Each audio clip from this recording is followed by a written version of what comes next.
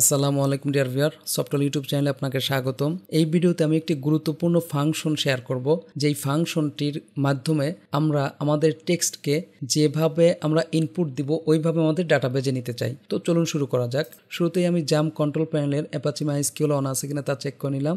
এক্সপ্লোরারে আমরা জানি htdocs-এর ভিতরে আমাদের পিএইচপি ফাইল ফোল্ডারগুলো রাখতে হয়। তো আমার ফোল্ডারের নাম হচ্ছে মাই পিএইচপি। তো ফোল্ডারটি অলরেডি আমার সাবলাইম টেক্সটে লোড করা আছে। তো এখানে আমি একটি ফাইল তৈরি করে নাম দিলাম nl2br.php control s ওকে php। খেয়াল করুন, এখানে আমি একটি ভেরিয়েবল তৈরি করলাম। সাপোজ নাম দিলাম সফটওয়াল, আমার চ্যানেলের নামটাই আমি দিয়ে দিছি। এখানে বললাম ওয়েলকাম। খেয়াল করেন, এই জায়গায় আমি বললাম টু সফটওয়াল ইউটিউব চ্যানেল। খেয়াল করুন, এই জায়গায় আমি কিভাবে স্ট্রিংটা নিয়েছি। এইটাকে যদি আমরা ইকো করি, খেয়াল করুন, ইকো সফটওয়াল কন্ট্রোল এস।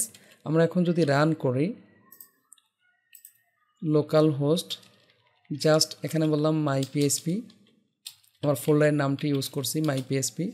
এই যে nl2br, এই যে দেখুন সব কিছু কিন্তু এক লাইনে আসছে। অথচ আমরা চাচ্ছি না আমার ডাটাবেজে যেন এইভাবেই যেভাবে লাইন আমরা দিছি সেইভাবেই যেন প্রবেশ করে। তাহলে সেক্ষেত্রে আমি এইটাকে উঠিয়ে দিচ্ছি।